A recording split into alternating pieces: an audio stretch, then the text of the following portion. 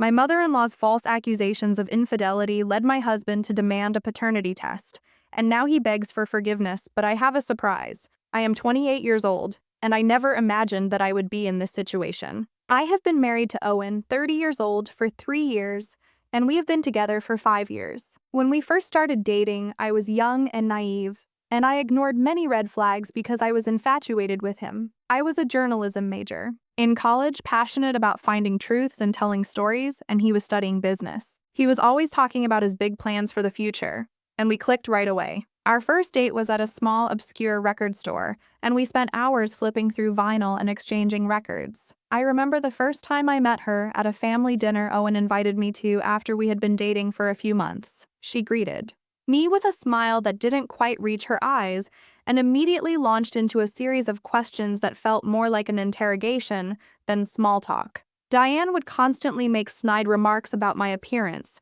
my career, and even my family background. She would say things like, "Oh, you're wearing that. I guess not everyone can afford designer clothes. It's so nice that Owen is willing to date someone from such a humble background." Each comment felt like a tiny dagger slowly chipping away at my self-esteem, but I tried to brush it off. When Owen proposed to me on my 25th birthday, we had a small gathering at a nice restaurant with both of our families. I remember being so nervous, wondering how Diane would react when Owen got down on one knee and presented the ring. I was overjoyed, but the moment was short-lived. Diane got up, grabbed the ring box, and looked it over carefully. Then she turned to Owen and said, "Sweetheart, don't you think this is a bit excessive for her? Your father didn't even spend this much on my engagement ring." I was mortified, but Owen, I simply laughed it off and put the ring on my finger. The rest of the evening was tense as Diane made passive-aggressive remarks about how I was trapping her son. My parents tried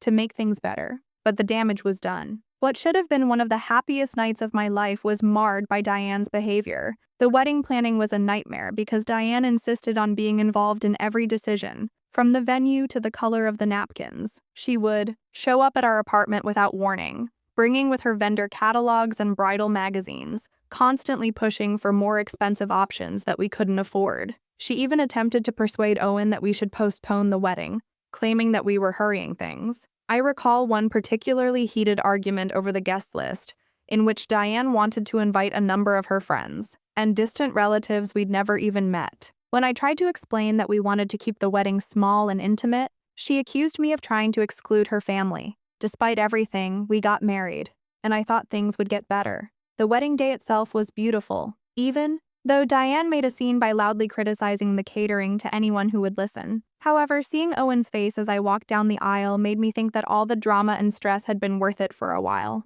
After that, things did get better, and we were content with our careers and discussing starting a family. I threw myself into my work, eventually landing a position as a feature writer for a reputable online magazine. For the first time since we'd gotten together, I felt like we were genuinely creating our own lives free from Diane's influence. About 6 months ago, Owen received a promotion that required us to return to our hometown. I was hesitant, but Owen was excited about the opportunity, so I agreed. I tried to remain optimistic, telling myself that maybe things would be different this time. Maybe Diane had calmed down, or maybe our time away had given her some perspective. That's when everything started to fall apart. She would criticize my cooking, housekeeping, and even the way I arranged our closets. She would say things like, "This is how you keep Owen's shirts," which explains why they always look so wrinkled when he comes to visit me. Or she would rearrange our furniture, while I was out saying, "That's just how Mom is." I tried to talk to him about it,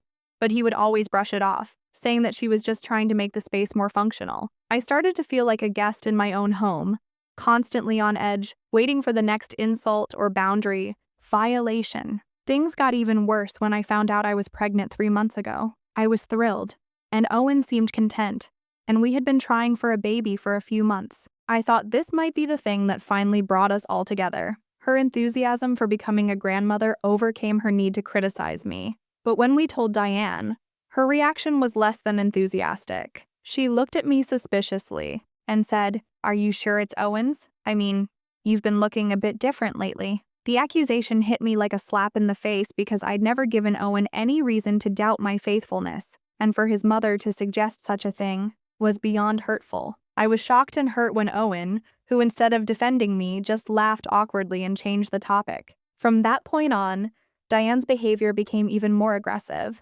making comments about my weight gain, saying things like, "I hope you're not using the pregnancy as an excuse to let yourself go." She also began showing up at my prenatal appointments without invitation, asking the doctor about everything, suggesting that I couldn't take care of myself or the baby. She would bring up old wives' tales about pregnancy and insist that I follow them to the letter. For example, "Don't raise your arms above your head, or the cord will wrap around the baby's neck," she would say, or "Don't eat that. It will give the baby birthmarks." Owen found it sweet that his mother was so involved, but our arguments about Diane became more frequent and intense. I felt like I had to defend my right to make decisions regarding my own pregnancy, and last week, things reached a breaking point. I overheard Diane talking to Owen on the phone, and she said, "I just don't trust her, honey. I think you need to get a paternity test as soon as the baby is born. You can't be too careful these days." I waited for Owen's response, hoping against hope that he would finally confront his mother.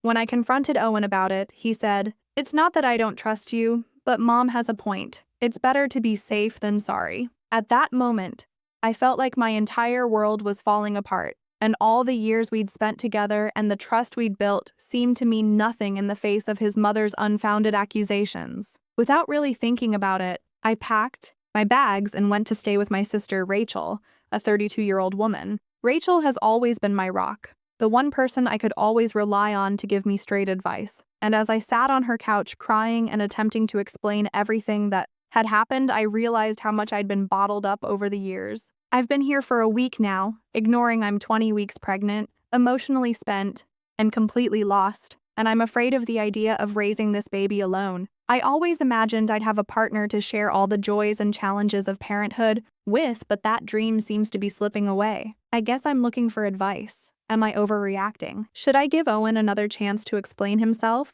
Or is this the last straw in a string of red flags I've been ignoring for a long time? I feel like I'm drowning in uncertainty and betrayal right now. I never thought I'd be facing the possibility of becoming a single mother at the age of 28, but here I am trying to figure out what's best for me and my unborn child. Update. It's been about a month since my last post, and a lot has happened. Reading through all of your comments and messages has really helped me gain some perspective on my situation, and it's been comforting to know that I'm not alone in dealing with these kinds of family issues. After spending 2 weeks at my sister's house, I decided it was time to. Those 2 weeks were a roller coaster of emotions. On some days, I woke up feeling strong and determined to move on with my life, with or without Owen. On other days, I would find myself crying uncontrollably, missing the life we had built together, and worrying about my future as a single mother. Rachel was amazing through it all. When things got really tough, she even took a few days off work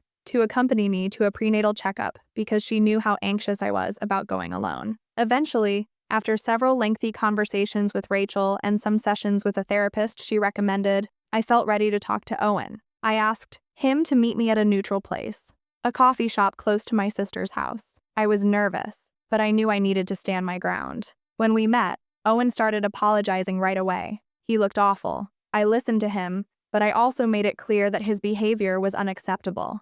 I told him about all the times I'd felt disrespected and undermined because of his mother's actions and his failure to set boundaries. Owen said he'd had time to think about everything and realized how hurtful his actions were. He admitted that he'd let his mother's influence cloud his judgment and that he should have trusted me unconditionally. Owen said he'd had time to think about everything, including how he'd been sleeping well, but mostly I just felt sad, especially with the baby on the way. Last straw. It demonstrated a fundamental lack of trust in our relationship. As I spoke, I could see the realization dawning on Owen's face. It was as if he was finally seeing our relationship from my point of view, realizing the toll his mother's behavior and his own passivity had taken on me. He broke down in tears and told me that he had spoken to his father, Rob, 58 male, about the situation, stating that he had finally had enough of Diane's behavior and that he wanted to put things right. Owen told me that his father had shared hard truths about his own marriage to Diane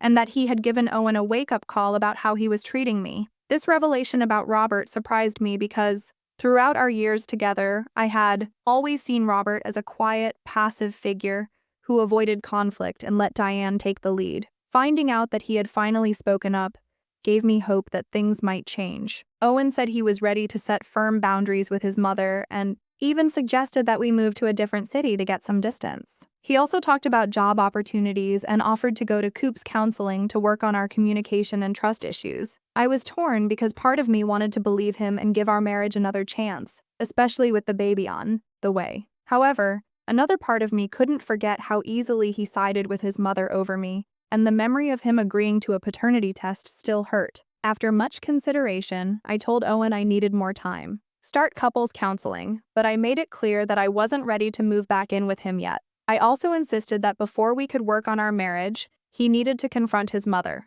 about her behavior. To my surprise, Owen agreed without hesitation, asking if I would be willing to be present when he talked to his parents because he felt he might need the support. This made my stomach turn, but I knew that this confrontation was necessary if we had any hope of moving forward. The confrontation with Diane was intense. We met at Owen's parents' house, Robert present. Owen began by telling his mother that her behavior toward me had been unacceptable, and that if she wanted to have a relationship with him or her future grandchild, things needed to change. Naturally, Diane didn't take it well and accused me of turning her around, son against her, and attempted to guilt-trip Owen by bringing up everything she had done for him over the years, including the sacrifices she had made, the long hours she had put in to pay for his college education, the home-cooked meals and clean laundry she had always provided. But Owen remained firm and listed all the hurtful things she had said and done, as well as how it had almost cost him his marriage. He also talked about the anxiety and stress her constant criticism had caused me,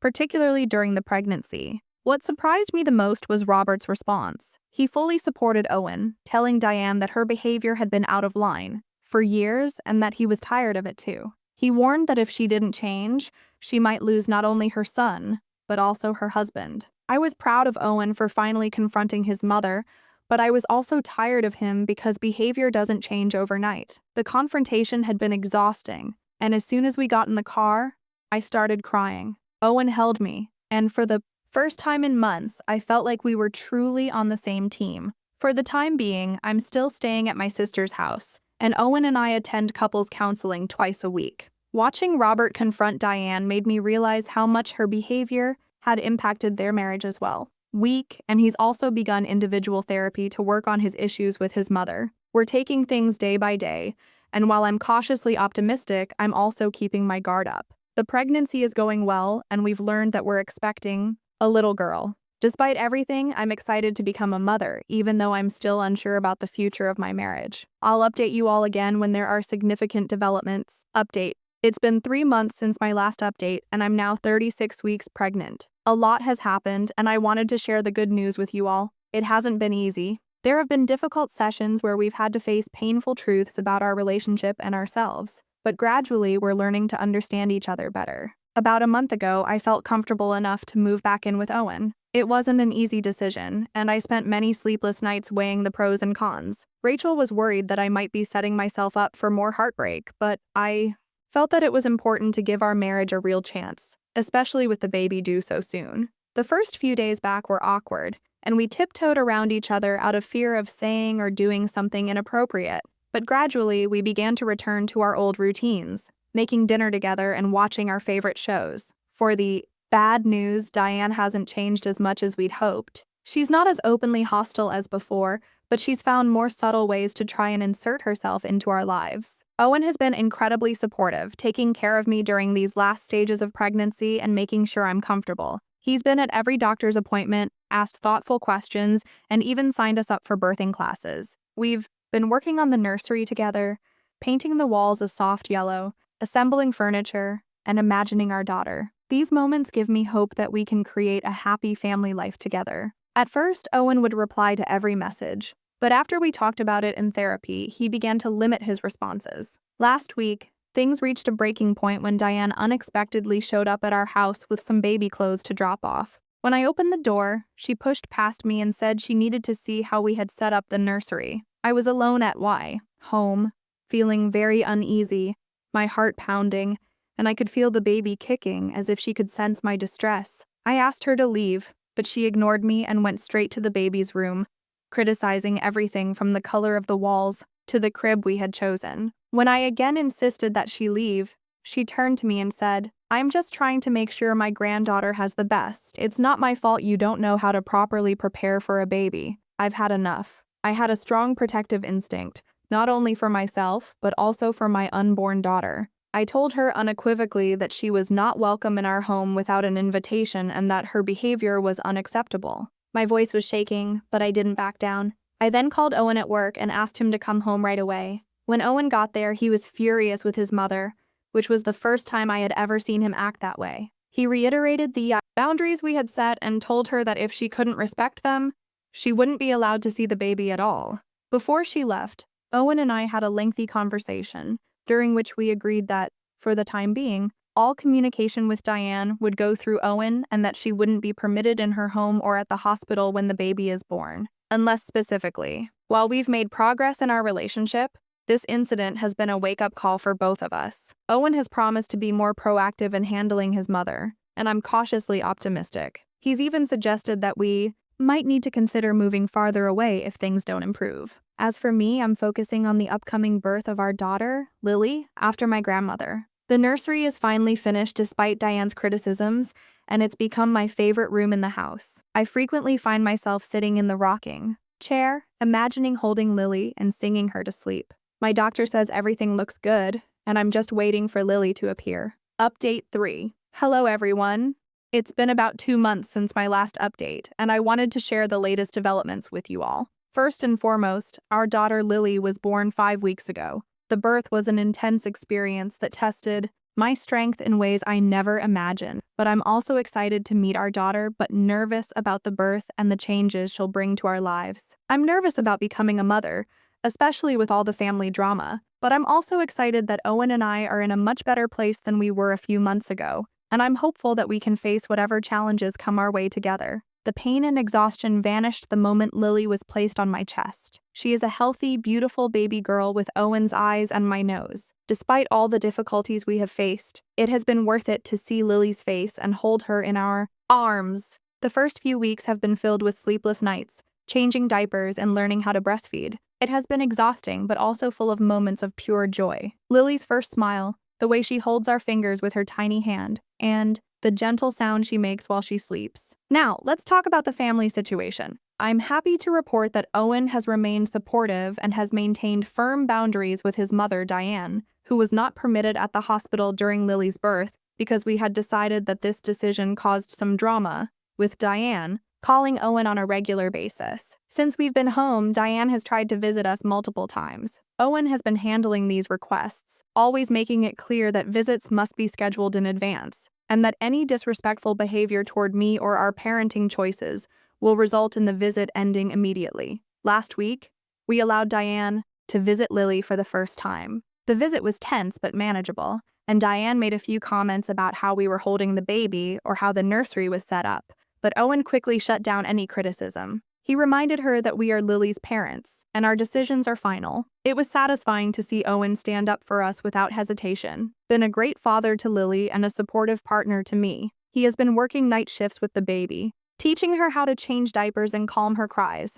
Our relationship has strengthened through all of this, and even though we still face challenges, we are overcoming them together. As for me, I'm adjusting to motherhood, which is exhausting, but incredibly rewarding. There are times when I feel overwhelmed, wondering if I'm doing everything right, but then Lily looks up at me with her big eyes, and I know that we'll work it out together. I'm thankful for Owen's support and for the fact that we've been able to put on a united front when dealing with Diane. Looking back on everything that has happened over the past year, I can't believe how much has changed. There were times when I thought my marriage was over, but thanks to hard work, therapy, and dedication too. We still have our arguments, and dealing with Dion will probably be a constant problem, but we are in a much better place now with clearer boundaries and better communication. Thank you all for your support throughout this journey. Your advice and encouragement have been invaluable. Although I don't plan on posting any more updates, I wanted to let you know that things have turned out better than I could have imagined. Lily is the light of our lives, and Owen and I are committed to giving her the loving, stable home she deserves.